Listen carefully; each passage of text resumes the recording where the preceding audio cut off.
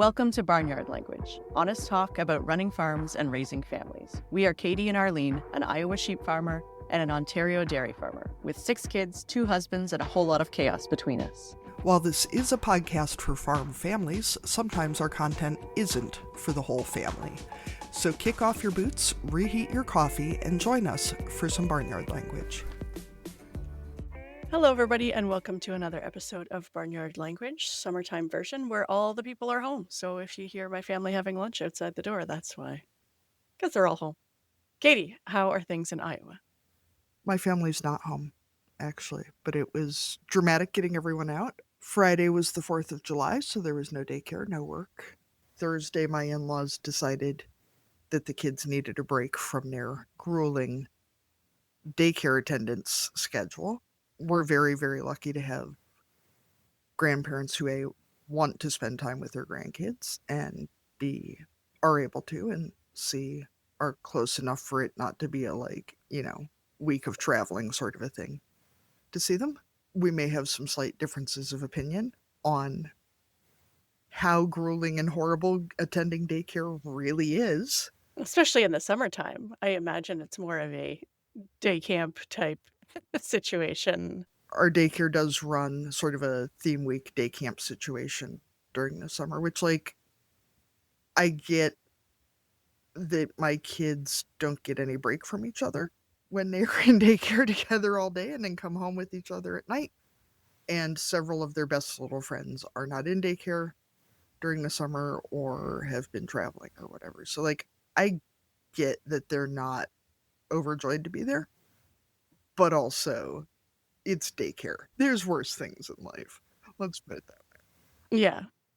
And I will say my kids don't get a break from each other because they're all in the house together. So this is summer. You learn to love your siblings or not, whatever. Yeah, that's an excellent point. Even if they were allowed to stay home, they'd still be together all day, but with even fewer playmates. So, And less activities. yeah. 4th of July, we went over to a friend's house, and they have an RV out at it's bad to say their house, because we were at the pond where their RV is parked, and we watched fireworks, ate a lot of brisket, which was amazing. Other than that, I was thinking, we never do sale ads, and I was like, do we have a rule against sale ads? And then I was like, wait, I'm the co-host of this podcast. Even if we had a rule against it, I could break it. So if anyone needs a Normandy beef bowl or a yurt. Kate has both. 2 for 1 if you want both of them. Yeah, if you want both of them, I could make you a deal. Tell you what, you could train. Ralphie would probably be a reasonably decent option if you were going to train a intact beef animal. Is the yurt big enough for the bull to live in it? You'd need a bigger door, because the door is people size and Ralphie is not people sized. Check. Also, possibly the most thrilling part of my weekend, at least, because I'm a very simple person with very simple pleasures. I was filling our bird feeders and got dive bombed by a very angry male hummingbird. And I got a very nice video of me holding the feeder so that he could eat. And I will post it on the show socials, I guess, so folks can see it. But I was thinking that ounce for ounce, male hummingbirds are substantially more aggressive than bulls are, which is good, because if I met a bull with that much anger, ounce per ounce, I don't think I would enjoy it.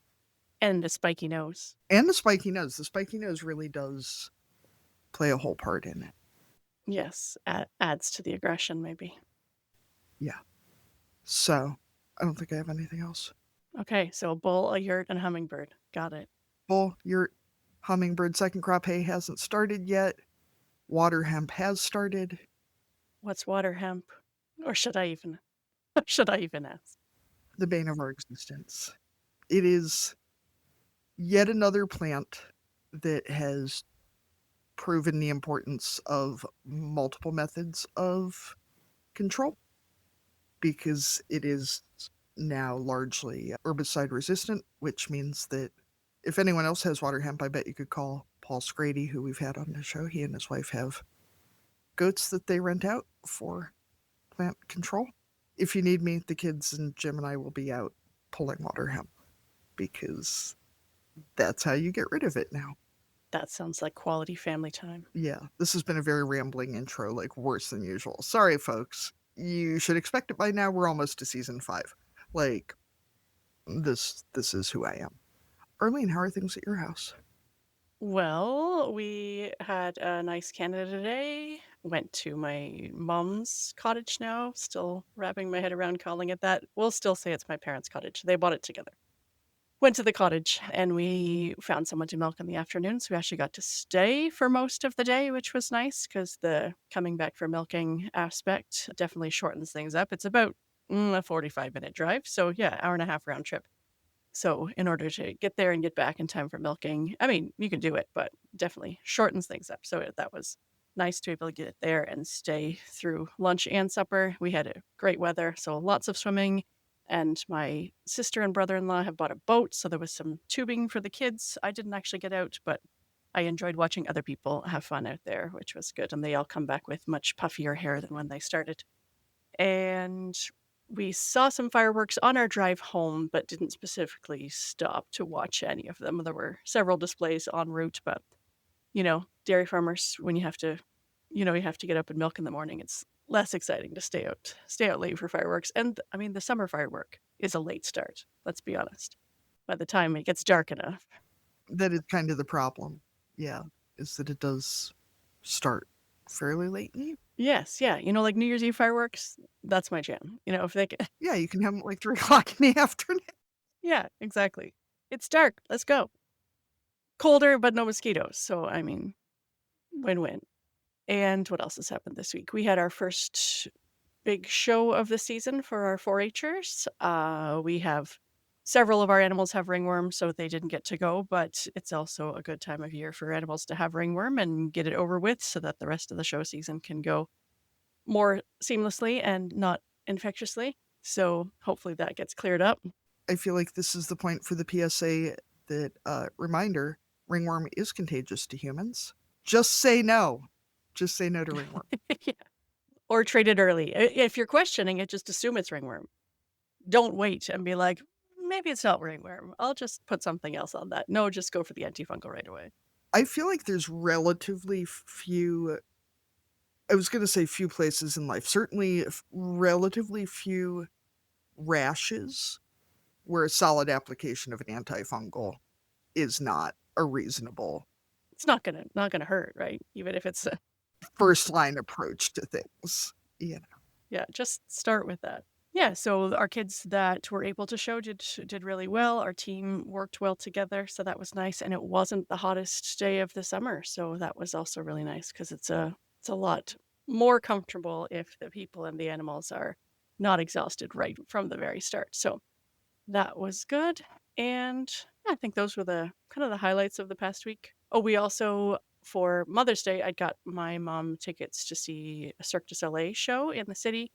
And so we went to see that. And if anyone has seen Cirque before, you know what I mean to say. I'm like, it's always interesting to see what your body cannot do when you watch people who are doing things that are, like presumably they are in a human body. I mean, they obviously they are humans, but they do not move as though they are. So it was a really cool show. It was a bug theme, so people were, moving around as though they were bugs. So if you weren't a bug person, it'd be a little creepy, but we found it entertaining, so that was fun too. I think there must be humans who are, I mean, obviously, we are all born into different bodies. I feel like there's a solid chance that some people are born into drastically different bodies than the rest of us, because I do see people, at cirque or dancers or what have you, that must be missing some important bones and vital organs. Yeah, maybe. Yeah, definitely their muscles and tendons are stretched out in ways that the rest of us aren't, but it is very, very cool to see what is possible with training and genetics. I will say my social media feed somehow served me some professional high divers a few weeks ago. And new fear unlocked. One of them posted a video of her cliff diving in Italy with the Red Bull team and biffing it off the end of a 22-meter platform. And I feel even more secure in my decision to, I was going to say not high dive, but really to never spend any time on a platform that is open, that is 22 meters in the air. Not a ton of opportunities unless you climb a silo, I guess, and place your pool right underneath it. Yeah, no. Thankfully, she was relatively uninjured, but hard no on that. Hard no. Yeah. Add that to the list of things you're not going to do. The non-bucket list. The would actually be the end of my life. Quite. Yeah, that would be the end. Yes. Yes. Sometimes it's nice to draw a hard boundary around things you won't do. Well, yeah, and I mean, it's easier when it's things that don't really present themselves in everyday life either. It's not hard to really push against all the people who are pressuring you to do that thing when it's not an option. Yeah, I think we can safely say that the chance of anyone ever asking me to become a professional high diver or even an amateur high diver is real. So that's a So we have made a decision recently that when we talk too long, which often happens, especially during interviews, we're going to break some of those episodes up. So the next couple of weeks is going to be a two-parter. So that means no update next week. So you'll just have to wait 2 weeks to hear the riveting conclusion of yurts, cows, or bulls, sorry, and whatever else is going on in Iowa and Ontario. So enjoy the next 2 weeks, and we'll see you in a little while. Are you a farmer or butcher ready to master direct-to-consumer marketing and meet success? The team at ChopLocal is standing by ready to help. Sell your meat on the ChopLocal Marketplace. Check out all their free meat marketing educational resources at ChopLocal University. Hire the team to help you out or tune into their new podcast called Meat Success. And remember, there's more than one recipe for meat success. Let us help you fine-tune yours today at ChopLocalUniversity.com. Today, we are excited to be talking to Eliza Blue, who is joining us from South Dakota. So we get to cross another state off our list, which is exciting for us. And we're excited to talk to you as well, Eliza. So we start each of our interviews with this same question, and this is your way to introduce yourself to our listeners. So we always ask, what are you growing? So for our farmer and rancher people, that's usually crops and livestock, but can also be kids and businesses and all kinds of other stuff. So Eliza, what are you growing? Well, I just have to say, I love this question. This is a great way to start. And I would say, a lot of things actually. Sort of the most practical answer is sheep. And then the answer that's a little bit more, I guess, ephemeral is stories, because I'm also a songwriter and a writer, and have just founded a theater company called Roots and Grass Theater Company that is specifically telling stories of the prairie and our life here. I love all of those things. So, can we also talk about, as farmers, what kinds of sheep, how many, what are they doing? Well, okay, so I could geek out on this for hours. I will try. So I'll give you the concise answer and then feel free, we can go deeper. But I came to agriculture a little bit late in life by way of two bum lambs given to me by a neighbor. And I'd lived only in cities and then moved to this rural area to teach, thinking it was going to be a temporary adventure. And I ended up with two bum lambs that I thought I was just raising to have sort of like a fun agricultural experience, and instead fell in love with them and with just sheep in general. So that the beginnings of the flock were these two bum lambs. And then over the years, there's been a lot of different iterations. But pretty early on, I realized that because I loved them so much, I didn't want to eat them. And so I needed to have fiber sheep so that they could have a job other than just, hanging out. So I've had a lot of different sheep over the years, a lot of different breeds, just trying to figure out what works best with our climate. It's pretty extreme here. We're in western South Dakota. It's the short grass prairie. And it's a pretty extreme climate. It's very hot and very cold. It can be very, very dry, except when it's very wet. So finding sheep that were conducive to this setup and also had great fiber has been interesting. And it's been a funny full circle because one of the most common sheep that are raised here where I live are Targhee. In fact, that breed was sort of created for the American West.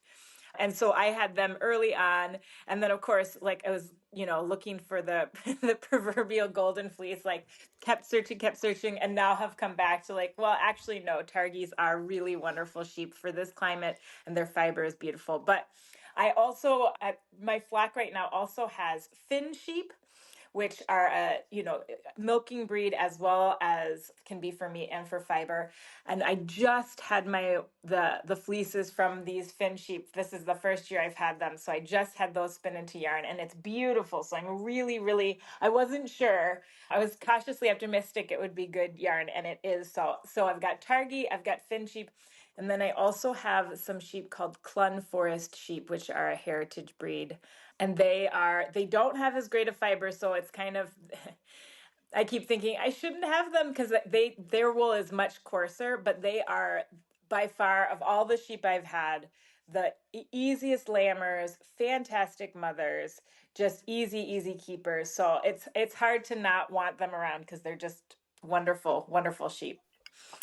Eliza is both a sheep farmer and a fiber person. I feel like we can go ahead and say that it doesn't matter how nice the fiber is if they're dead or don't raise lambs.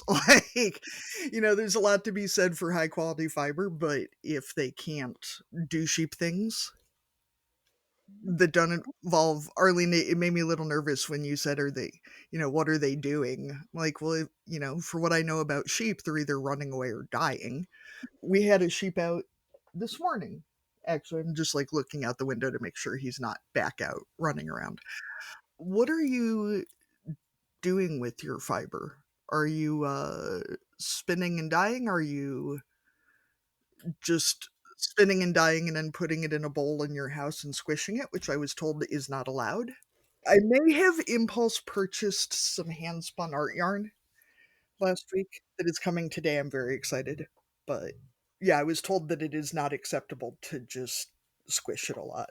Squish your, oh, wow. I would gently disagree with that. I think squishing your yarn is a perfectly reasonable way to use it. Whether it's in a garment or in a bowl, I think it remains still an activity that is completely worthwhile. I mean, I feel like if I paid for it, it is my business what I do with it. And if the seller did not limit my having to actually do something, They don't ask what you're going to do with it when you buy it. No, I think as a person that sells yarn, I'm just thrilled that anyone buys it at all. So I, again, fully support doing whatever you need to do with the yarn, whether that's knitting, crocheting, squishing. Well, so we've gone through a lot of different iterations with that as well. When I first started out, I mean, the cost to mill into yarn is pretty hefty, and I was not confident. So my kids are now 8 and 10.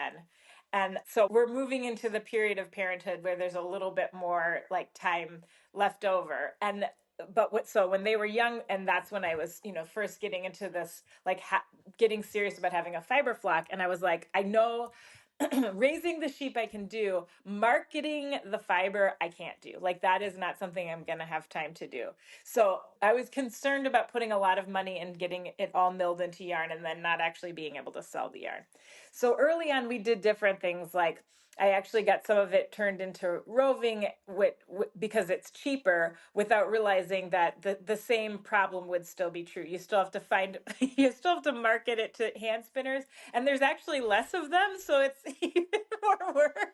So that was a bad idea, but I learned the hard way. And and we did like a lot of hand dyeing with that within those initial years.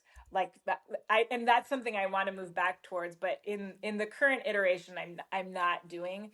But I love natural dyeing. I think that's so fun. But yeah, at this point now all my yarn all my fleeces get milled into yarn. And then because I'm a performer and tour, I just sell yarn at shows, and I'm usually able to sell out of my because my flock is relatively small, and I only send the very best stuff to the mill, and then the rest just ends up in the garden as mulch. It feels like to the Venn diagram of folks who enjoy, I hope this doesn't sound too reductive, lady folk singers and hand spinning, crafting, natural dyeing types. Like, I feel like that's a pretty tight overlap. Like, I feel like there are musicians who, if they showed up with hand spun to sell, people would be like, what the fuck is this? I feel like what I'm envisioning of your fan base is probably pretty on brand with the hand spun.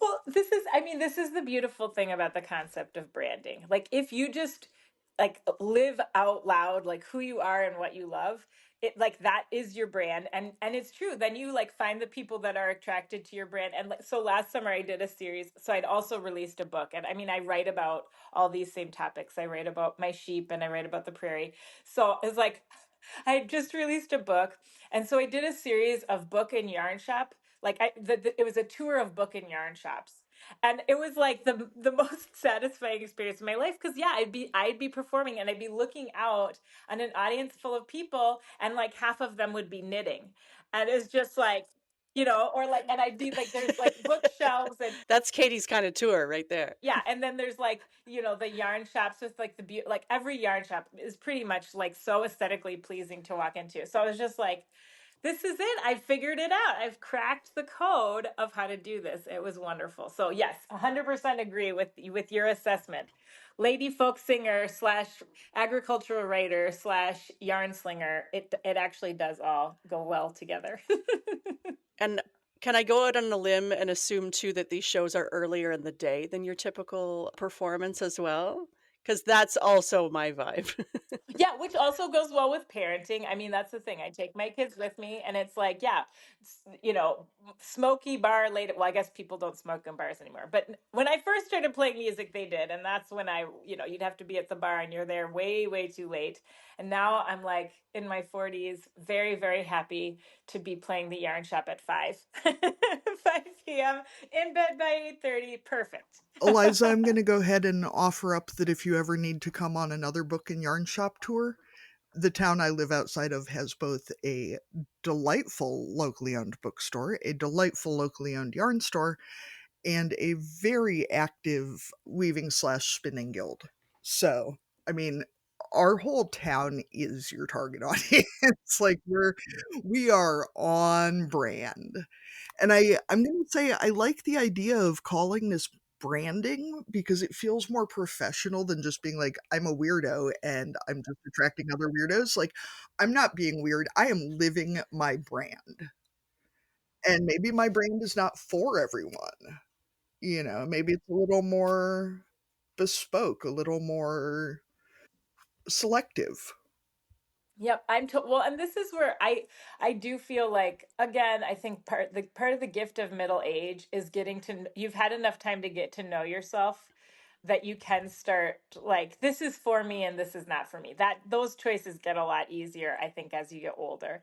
And because I was a singer-songwriter before I was any of these other things. That was sort of like the first thing I spent like all of my 20s touring.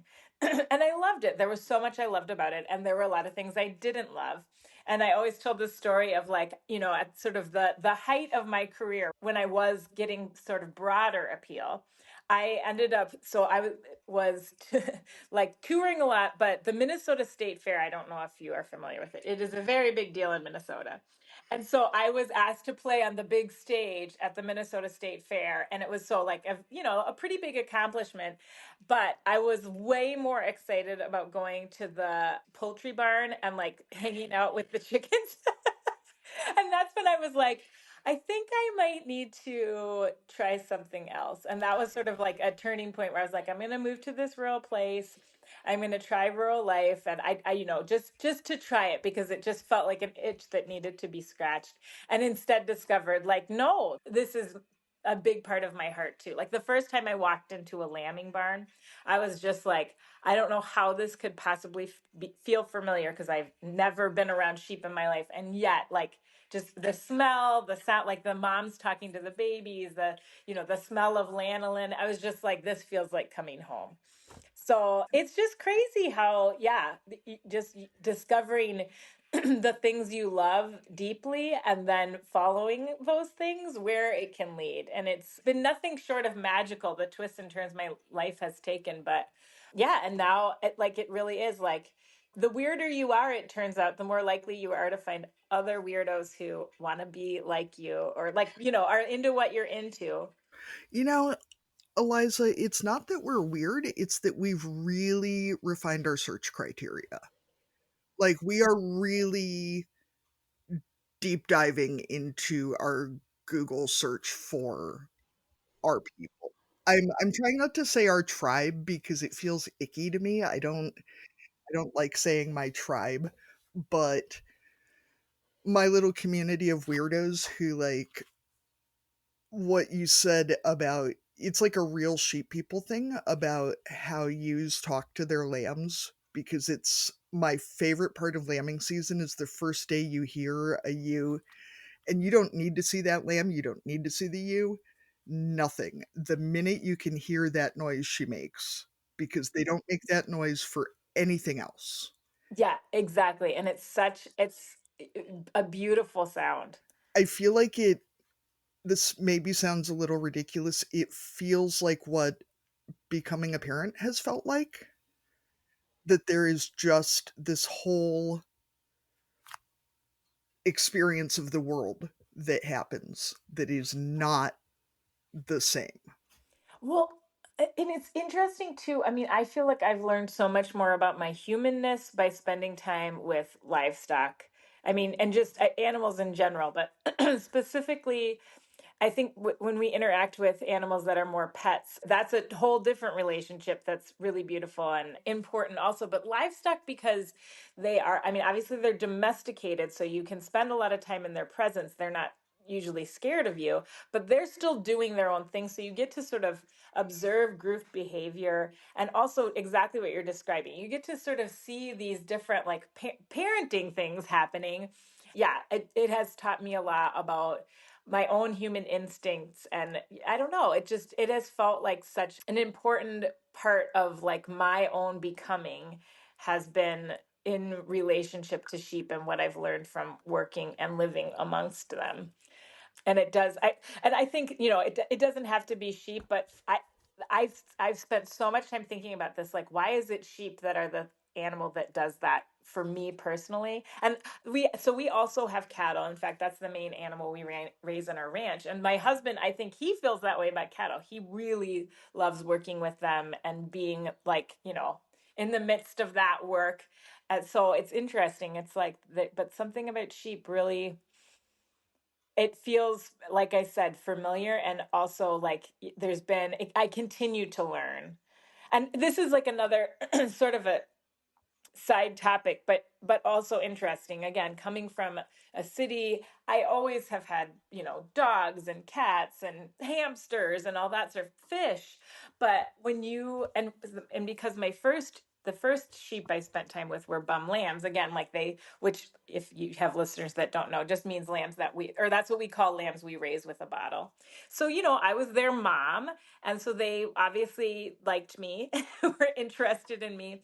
But then over the years, as I've now had sheep that weren't raised from a bottle and were, less interested in me as a human and more interested in each other, it also just gave me a really different perspective on the way we anthropomorphize animals and anthropomorphize ourselves. Like I think it's really interesting the way humans have domesticated themselves. So I feel like it's also helped me sort of get in touch with a little bit of my own wildness to see how these animals are when they are not like sort of beholden to like human relationships. Does that make sense? Is that a weird thing to say? I think, and Arlene, I promise we can get back to whatever was actually in the script eventually here. It was fascinating to me too, as someone whose first experience with sheep was also with bottle lambs and bottle goat kids. The what you learn about how relationships work and the same thing with children. My kids are 7 and 8, so I think we're right in about that same age range, right? That it's like they're all about you, they're all about you, they're all about you. Because you're feeding them and you're taking care of them and you're whatever. And then there's that one day where you go out and they're just not interested in you. Like, even if you're still feeding them, they're just like, there's food. But as soon as they're done with the food, like, they're done. Where before that, they're like, let's eat, and then let's play, and then let's climb on you, and then let's chew on your hair. And this is true for children and kids and lambs. And the same thing with when my husband and I got engaged, my in-laws gave us a cow as an engagement gift, which is just a whole thing by itself. And she was basically a 1,600-pound cat, very friendly, very loving, very human oriented. And then she had that first calf, and like, she's still tame. She still wants her head scratched, but then she's done and she is out. And just seeing that shift and getting to that shift with your children and seeing that shift with other humans, that like it is natural and normal for relationships to change in intensity and focus and whatever else, and hopefully everyone will outgrow chewing on your hair at some point. I was working on a farm where I did a lot of tours and kept getting weird looks, and then found out at the end of the day that a goat kid had chewed, like, half my bangs off while they were climbing on me, and I didn't realize it's like, one half of my bangs was, like, 2 inches shorter than the other side was, which does feel very much like parenting. Yes, you're so right about all this. Well, this is what I feel like I learned so much about parenting before I even had kids because of sheep. And because it's true, instead of it taking years, it takes weeks. And there is this grieving process that like I went through as a shepherd where I was like, oh, now you don't need me, and so like you're off, like, exactly what you described. You go to the pasture, and instead of everybody like, oh, they're running to you, they want to follow you around, they're like, no, now we're grazing, we're out doing our own thing. And like, oh, that's like they'll give you a little nod like, nice to see you, and then they're back to their work, which is grazing. And it felt like I was like, wow, this is what parenting is like. I mean, I haven't gotten to that stage because my kids they have not left. They are still children, but they will go and need to do their own work that doesn't involve me, and I will have to let them go. And so I think that like literally every year, as the babies are outgrowing me in the pasture, I'm like, this is good practice for letting go. I love that you said that about the grief, because the first time our cow didn't, like, come running to me, and I will also say it was while we were pursuing fertility treatments, so my hormones were way messed up. So I might have, reacted a little stronger than was normal or emotionally healthy. That just like WTF of her being so focused on something else, like so instantaneously after having had such a close relationship with her. And then when I had our first baby, that first time that, like, through pregnancy, it's just you and the baby. Like, other people can see the baby from the outside, like, maybe your partner, whoever, can, like, feel the baby moving, but it's not the same. And then they're just out there, and you have to just share them, and you're not the person who knows them better than like, universally the person who knows them better than anyone else. And I'd love to talk to people whose children came into their lives in different ways about this, because I'm sure there's some similar transitions that I can't speak to because I only know what my transition was like. But Well, and it's interesting too, because this is going to seem like a very weird thing to say, but you have sheep like ewes that also will reject their babies or not take good care of them. And that also like sort of helps me like give like be less judgmental of other people's parenting. Cause I was just like, you know, who knows why? Like some ewes are fantastic mothers. They keep their babies close. Like they just know how to do it. Like nobody teaches them. They just know. And some don't know how to do it and do it very poorly. And then they do need me as the shepherd to step in more. In some cases, that means actually raise their babies. And I was just like, why humans are like this too. Some humans, it seems to come naturally, and some need the help of the community to do it. And some people, some mothers aren't going to be able to do it at all. And then yes, we absolutely, as their community, step in and help them. And like that, again, who knows why? It just is what it is. And when you see it, happening with sheep, it is easier to be like not judgmental, because it's like, they're not it's just a different relationship, obviously. But then I was like, but that's true. Why isn't that true of humans too? We can't know why things are the way they are. We just know that we need to help out when we need to help out. That's fascinating too, because even your best ewes will still have a day where, and I am not suggesting doing this to children, even if you kind of want to, that lamb will push them too far and that you will just nail them in the face. And it's just like, no. Like, and it has nothing to do with whether she's a good mother. It is just laying down the law and thinking about, talking about community, and like, I don't notice it as much with our sheep, but our cows will leave one cow, and it might not even be another mother cow. Will leave all the calves in a pile with one adult animal. And then everybody else is like, "Peace out, we'll be back in an hour." Which I assume is the cow version of like going for margaritas. For real, that's the first time I saw that. I was like, wait, is that the cows have a babysitter? The cows have a babysitter for their babies? Well, the other thing I thought was really fascinating too, because, different people, have different flock management strategies, but I've come to like really liking to have a lot of multi-generational stuff going on within my flock. And I will even keep ewes that, and this is because I'm not trying to make a lot of money from my flock. I'm doing it more for joy. So I understand that this isn't possible for everybody, but I will keep ewes that I don't want to breed anymore, because they're getting old enough that I don't think that they have a successful pregnancy. But I'll keep them, not breed them, because I think grandmothers are really important in flocks. And you'll see that it's like, the baby from the year before, like just what we were talking about, they'll kind of be going their own way. And you wouldn't necessarily think, oh, that's a mother and a daughter, until that daughter has a baby, and then suddenly you'll see her always with her mother again.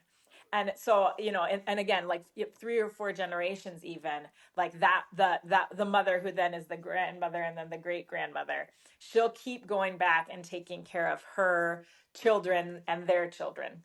And I think that's really beautiful and important, again. And for me, because I don't need to have every sheep have a baby every year. I like to see that, because I think that contributes to the overall health and well-being of the flock. I will say, I mean, we do select and call animals that don't produce, because we are, I don't want to say in it to make money, because we're farmers. Um, there's much easier ways to make money. But we will occasionally have an animal that outstays their quote unquote productive life cycle, because of the stability that they bring to the flock or to the herd. And I mean, we occasionally, because we are who we are, we'll talk about things like, what would it take for us to eat the cow that we were given as an engagement gift?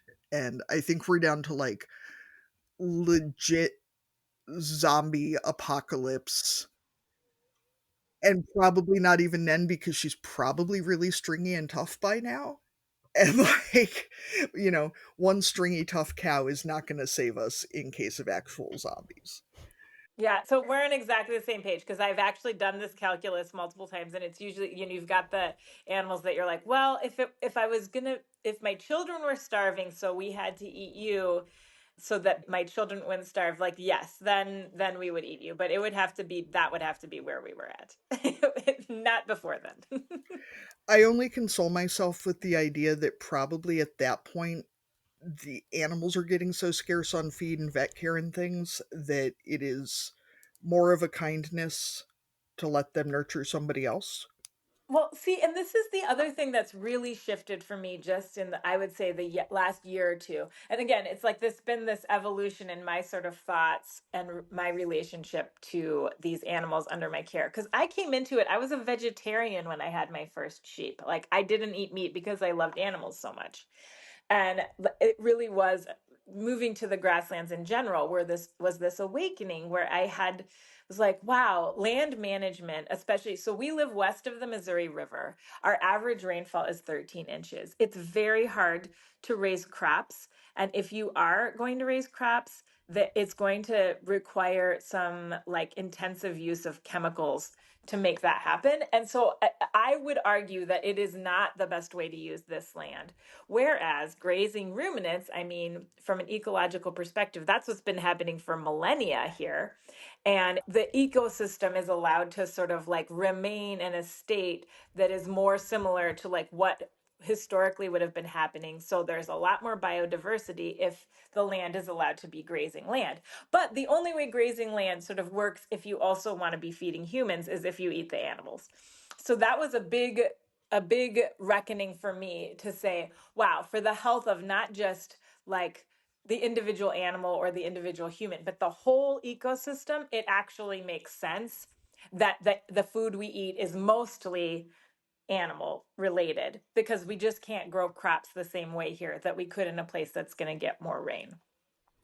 And again, like having that bigger picture of like, it isn't just about me and my sort of moral values. It's like about all these other plants and animals that are able to thrive if these conditions exist. And then similarly, in the, like I was saying, in the short term, like I've started to realize that sheep, or I don't know, I'm at this point where sort of, I guess, my intellectual and philosophical understanding of sheep is that they don't think of themselves as an I, but a we. And so the flock is the flock, and individual ewes I might have a relationship with, and they are each unique, but they still think of themselves as a we. And I just remember, like, oh my gosh, I feel like I might accidentally get emotional here, but last year I had a ewe who gave birth to a baby who was pretty deformed. And she really wanted to take care of him. Like sometimes if there's something really wrong, a ewe will just be like, yeah, no. But she really wanted to take care of him. And he kind of couldn't, he had a really hard time standing. So he was having a hard time nursing. And it was one of those things where I was like, really, we need to like let him go because he's not going to be able to, survive to adulthood. And fortunately, I guess, nature took its course, so we didn't have to intervene and he passed away. And she was really sad about it. Like she didn't want to leave him. And so the rest of the flock had gone out to pasture and she kept coming back to the corral where his body was and wanting to stay with him.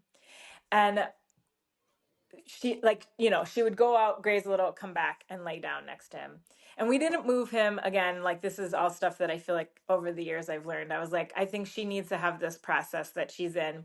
But at one point, like two of her flock mates came and actually like got her and like walked her back out, and then after that she never came back. But it was like for just different animals, again, not to anthropomorphize, like they deal with death in different ways, even within the flock. Like some ewes, it's like they don't seem to even notice their baby is gone or seem to be having any kind of an experience other than like, oh, well, that part of my life is over now.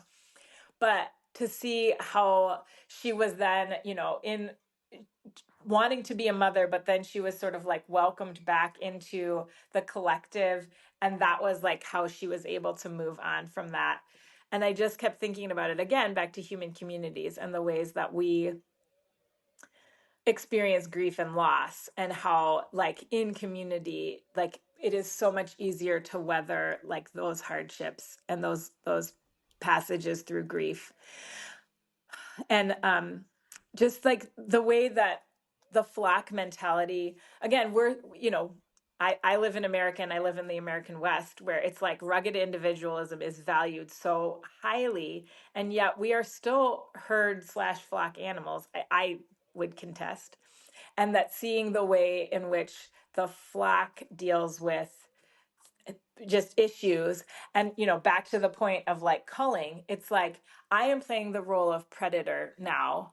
I'm actively trying to not have other animals like kill and eat members of my flock, but I am still making decisions about who stays and who goes and who lives and who dies. And in doing that, I'm ensuring the health of the flock, and that is important. Again, as we see, a human life lasts however long it lasts, a sheep's life lasts considerably less, even if they live to very old age. And so you can see what multi-generational, like what happens when there's health that extends beyond the life of an individual sheep, and the importance of like keeping the whole flock healthy, across generations, and how that does require sometimes like culling animals that are not going to be able to bring health to the genetics of the whole flock. That is, I feel like that meme of like the brain exploding with like the weird blue background, because it is one of the things I really struggle with, and I don't think this is something I've ever told on the show. Arlene, maybe we should cut this out and make it a Patreon secret thing people have to like pony up some cash to find out. I was actually vegetarian for almost a decade because of animal welfare stuff. And while, in high school and working on farms and dealing with animals, and this idea that livestock farmers are some sort of sociopaths who hate animals, and this societal understanding that livestock farmers are just out there abusing animals, and like that we raise meat and or food animals because we hate life. And I it gets into this really strange thing of, like a even just from an economic perspective, not taking care of your animals makes no sense, because you won't get an efficient, high quality production out of an animal that is not being taken care of. But the anger that comes with an animal dying when it wasn't the expected outcome, I guess. I mean, I raise meat sheep. It the the whole point is to kill them. I mean, it's, because as I tell people, because, we sold direct market for a number of years, and people would say, well, how can you kill them? And I'm like, well, they're really hard to eat when they're still alive. Like it's really hard to cook one if it's still moving, because I'm that person, and people who are horrified by that can find a different brand that they prefer. Um, because you're not always going to get into like this whole depth of this topic. But like, I had a yearling ewe out of one of our best ewes, perfectly healthy, beautiful, probably the nicest sheep I have ever had, dropped over dead when I vaccinated her a few years ago. Like, not even vaccine reaction. The vet was like, I have no idea. Like, I stuck her and she dropped over dead. Like, literally that quickly. And I am still pissed about it. And it was almost 5 years ago.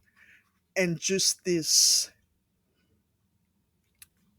misunderstanding and underrating of how highly we value giving our animals the best. Because a I do prize very heavily my animals having a clean and fast death, and I guess I can at least say that for her, that it was very fast. um but it felt so disrespectful to her purpose on earth, um for her to just be wasted like that potential.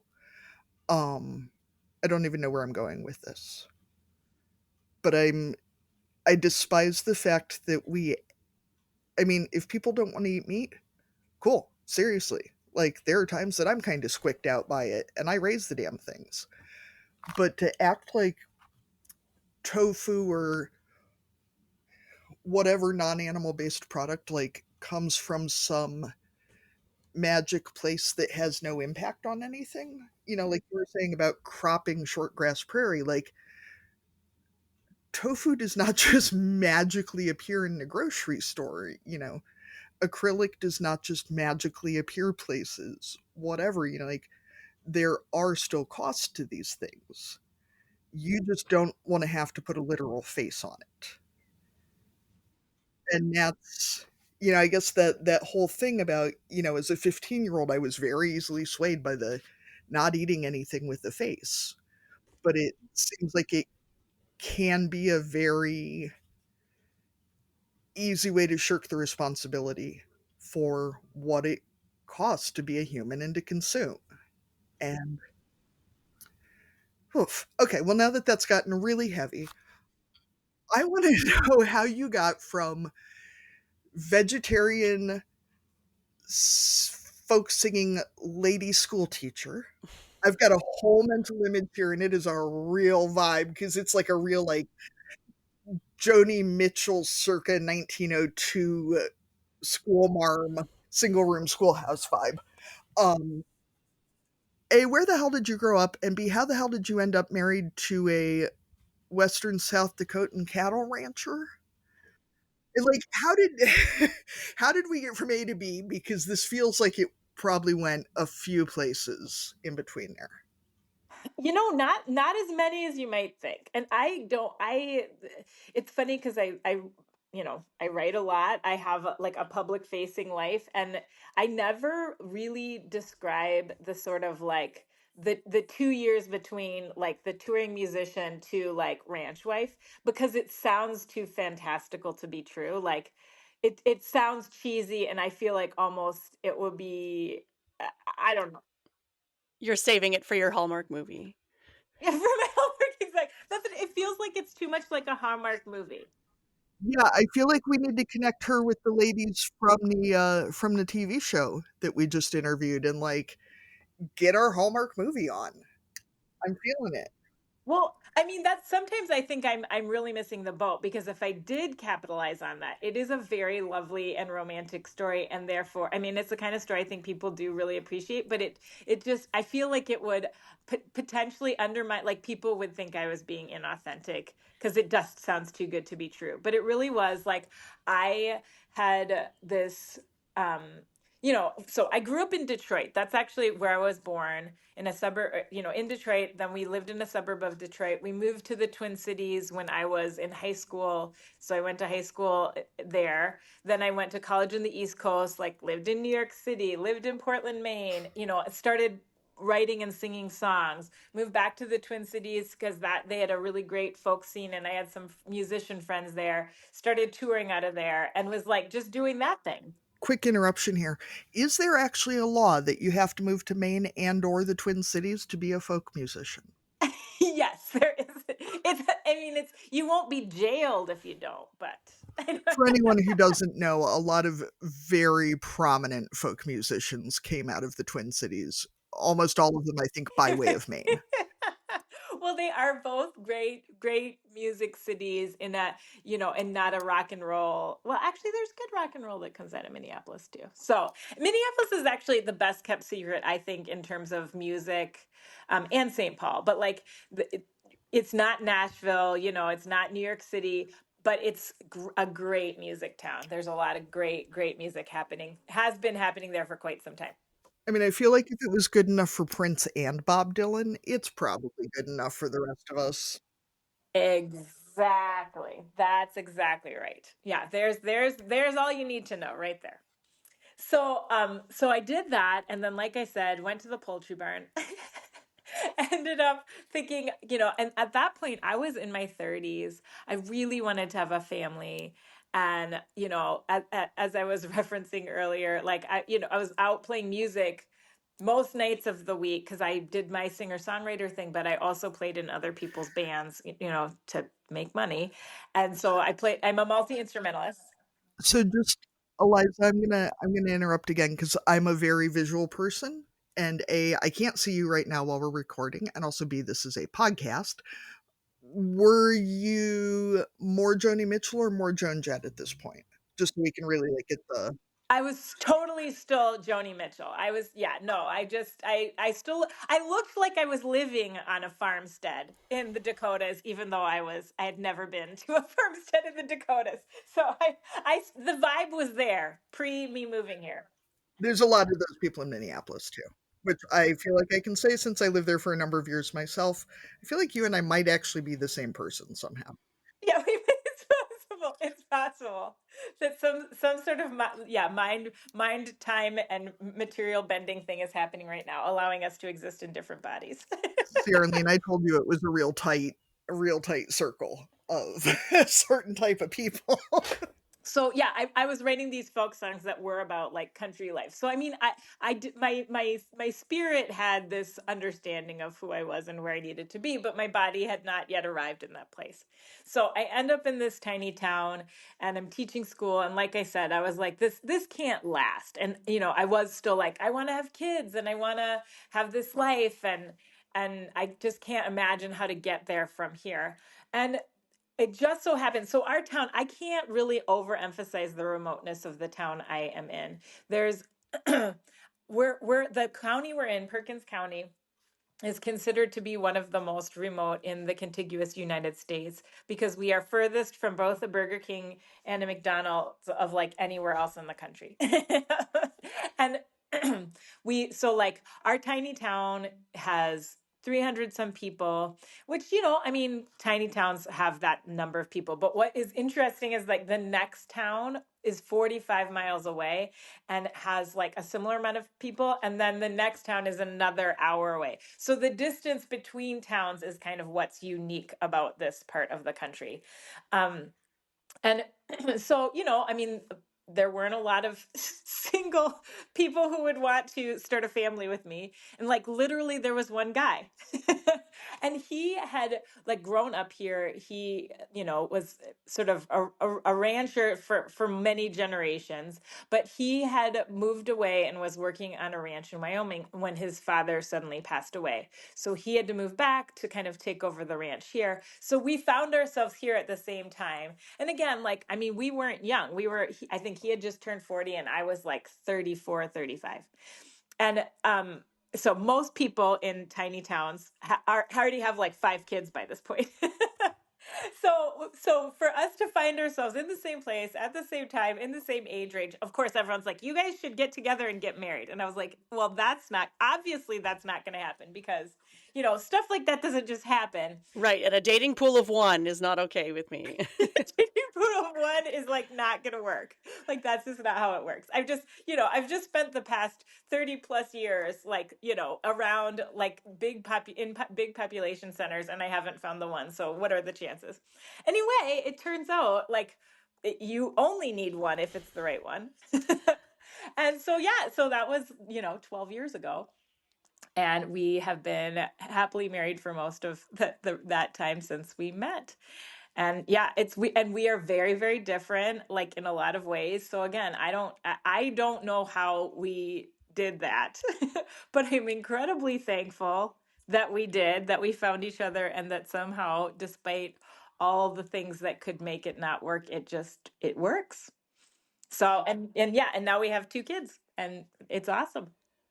So how has the way you approached writing changed now that you're in one place? Because you said, before you were moving around, you were touring, and I'm assuming that while you're doing those things, you're writing music or you're writing not to music. But now that you're stationary, and especially, once you have kids too, you're probably not moving around as much. How has your craft changed as your life has changed? Well, but one of the other interesting twists is that I was not a writer of prose other than privately until I moved here. And then because, again, I'd been a touring musician, I was used to playing shows all the time. That was just my life. And then when I came here, it was like, there's not really any place to play shows. I could go play for the cows if I wanted, and I have. But like, it's a different experience. And I was like needing a creative outlet, so I started writing this column for our local paper because I was writing also, just these missives to family members and other places and friends, just like describing because at the beginning my mind was just like, even is this? And there was all the things we've talked about transitioning from vegetarian to like rancher was like this big learning curve. And so I was writing about all these things anyway, just to kind of describe what was happening. And then I ended up starting writing this little column for our little town's paper, and it was crazy because it just took off. Because it turned out people not just in the town read the paper, like people that grew up in the town that live all over the country still get the paper, and so then they were reading it.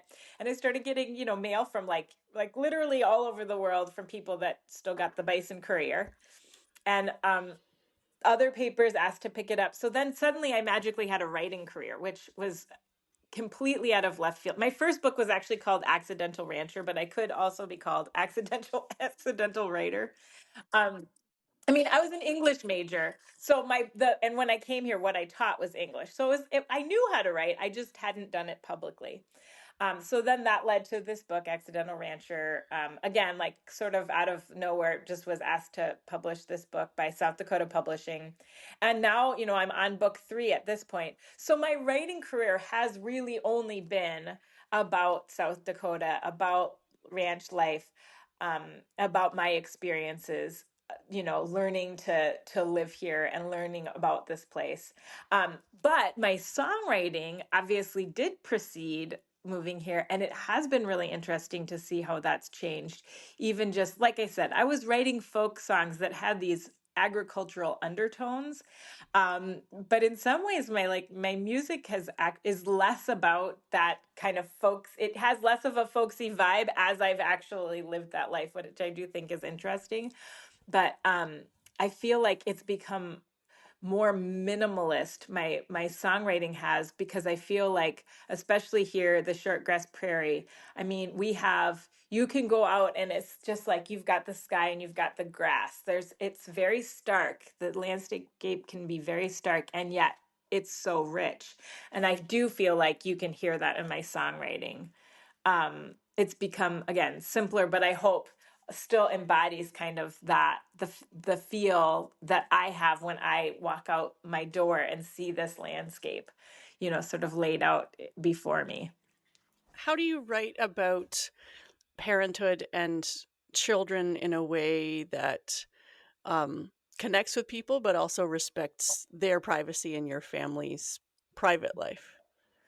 Well, that's interesting too, because I did write more explicitly about them when they were little, partially because I just didn't have that. I mean, it was actually funny at the beginning. I would refer to my husband as the man of the ranch. And it was meant to be like cute and sweet, but it was also because literally everyone who was reading it, I felt like they knew him. Like they already knew who he was because they were like our friends and neighbors. So it was just kind of a fun way to refer to a person that they all knew by name. And then, again, obviously it took this unexpected turn. And so now I do have people like coming up to me like, or at some point at a book signing, someone was like, "So what is your husband's actual name?" And pointed out that I never actually have named him publicly in writing. So then I was like, yeah, maybe I'll continue with that because maybe that is better for his privacy. And same with my kids. At the beginning, they had nicknames that I referred to them as, and then also, I wrote a lot about them because the early parenting, that's like what you're doing. You're taking care of kids pretty exclusively. And now I feel like I just write about them less, partly because they are out having their own lives now, but also because I feel like I have come to realize that they as they get older, they may not be such a fan of having their lives discussed in a public way. And so out of respect, I'm a little bit more I still talk about them, but it's more my experience of parenting and less anecdotes about what they actually do, if that makes sense. So, I do feel like that's important. And same with social media. At the beginning I didn't feel uncomfortable sharing, pictures and things of them. But now I've gotten a lot more wary of doing that just cuz I don't know. I have no idea what's the future holds for any of this, but it seems like out of respect for wherever their lives take them, maybe it's better to keep their lives more private. Eliza, it feels like to somehow calling them not by their names, which I feel a little weird about now since not only do I refer to my husband by name on the show, but he has been on the show with Arlene's husband as well. They choose that, though. Our kids don't. Yes, they knew what they were doing when they walked in and, sat down in front of the mic. But it feels like somehow in a good way, it relegates them to being more of a character in the story that you are telling. And so it feels like there is less of an assumption that you are accurately and unbiasedly representing the totality of their existence. Because I mean there are things that I don't talk about my marriage on this podcast, despite my obvious willingness to overshare about basically everything, because I am not the only person in this marriage. And my husband has willingly come on this show, but he hasn't. I don't want people to think that what they hear about my husband and my family and my marriage is all that there is to it. So somehow by giving them this, this character name, it's like you're creating a little more separation there, that you are you are reporting back about the actions of this aspect of things, but not of the totality of the thing. Well, I love that. That's a really helpful framing for me. I appreciate that. I will say too, I was listening to your Spotify this morning, so enjoy the, like, what, 1.5 cents that probably earned you or whatever. And listening to your song about dancing me into the corner, it was something like that. I'm very bad with titles and names and things of that nature. But it reminded me a lot of the Pam Tillis song about Sweetheart's Dance, and that, in that song she's talking about that lovers quarrel but sweethearts dance. And it feels like such a where I live now is very we're in the driftless, so it's a very hilly, rocky, tree covered terrain, but where I am from is flat, was prairie grass at some point. Now it's all cornfields. But it feels like there's such a as someone who also just found my person after a lot of years of assuming I wasn't going to. And I mean, my now husband had literally told his parents the night before our first date that he was never getting married, he was never having kids. They were just going to have to accept it. We were engaged 3 months later. Um, you know, that this there's such an assumption that things have to be big and showy and fancy and breathtaking to be true and important. And with this line about lovers quarreling, that, this the big obvious drama is not the heart of things. And I'm it was a nice way to start the morning before my kids woke up and started yelling about whatever they were even yelling about this morning. I don't know. It all just blends together. Supposedly, having loud kids means that they are happy, or they are feel free to be themselves. So I take heart in that because my kids are also very loud. They have healthy lungs because a child with an unhealthy respiratory system could not make as much noise, which is what I keep telling myself. Yep, exactly. This is good. It's healthy. Yep. Yeah. So Did you experiment with other sorts of music before you got to your Joni Mitchell phase? Would you even say it's a phase? I mean, not much. I was just joking with a friend though. She saw this picture of me from college where I had a shaved head. And she was like, "That is crazy," because I have very long hair and I've mostly had long hair like my entire life. But there was a brief phase in college where I had a shaved head and a very big nose ring, which I was directly related to Ani DeFranco. Like I just basically was like, how can I be as much like Ani DeFranco as possible? Because I loved her so much. And so when I first started writing songs, I think I wanted to be that kind of punk folk thing, but that just never happened. Like that never, I never wrote a song that was anything like, because that is not who I am. I really admire it and it's not what I create. So it pretty much was Joni Mitchell from the beginning. Say, Eliza, I'm going to go ahead and put, I don't know, $20 on this. That you and I are within two, tops 3 years of the same age. Well, I am 47. So Damn, I'm good. I'm 44, and I just had such a like Ani Indigo Girls.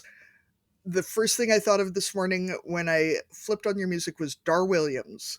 There is yes, I also was a Darwin fan. Sorry, Arlene. We're just having a moment here because I also shaved my head in high school. No nose ring, bad allergies. But my hair looked like Curious George. It wasn't great. Is there any world in which you would stop doing music? My husband's a big music fan, and we talk a lot about the difference between musicians and entertainers. Yeah, there's such a big answer for this that much like talking about sort of like finding and marrying my husband, it's hard to talk about without like sort of ending up in cliches that make it then seem a little disingenuous. But it's eh, my relationship to music has been fraught to say the least, and yet it is without now at this point I can say with confidence it's the only thing I really am sure about is that that's why I'm here is to make music and specifically to sing. And that doesn't mean that like that's like the most important work I'll do. It just means it's how my body was built. Like I was built to come here and sing. And maybe it is even just for myself. Like if there comes a point where I'm not performing and I'm just singing alone out on the prairie, like maybe that's like I'm not in charge of the trajectory of like where and how I sing. I just know I'm supposed to. It feels like, we talk, as I said, my husband and I talk a lot about the difference between musicians and entertainers, and we know a lot of both kinds of folks, and there are folks who are both solidly. But it feels like, and I say this as someone, both of my parents have been professional musicians at various points, by which I mean they get paid enough that they can buy beer and still leave with at least a little bit of money in their pocket. That musicians not playing or singing is like how sharks die if they quit moving. Like it's not a choice. Yeah, that's how it would. That's how, and because I've gone through periods where I like, I don't think I should be doing this, and it was like a shark dying because it can't move. That's exactly how it felt.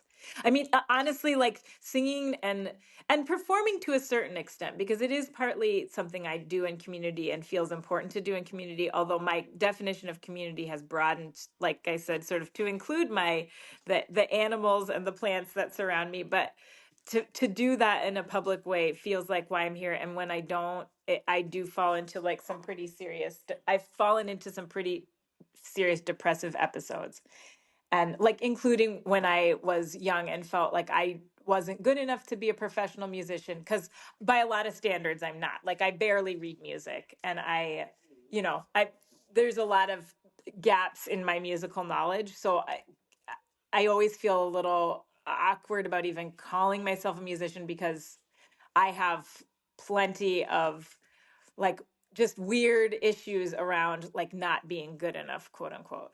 And yet, like I just feel like it's the way my body was made, was to like the to make music. And if I'm not doing that, it puts me in a state that is really, really I can't exist that way. Is the best way I can describe it. It feels like such a thing. I have a lot of musical friends and a lot of artist friends, and those, that creative impulse, that there's such a, I'm realizing how horrible and destructive and gatekeepy and ridiculous it is, this vibe that if your work isn't selling or your work isn't in a gallery, or you're not filling stadiums or whatever, that your work is not good enough, and that means that you should not do it.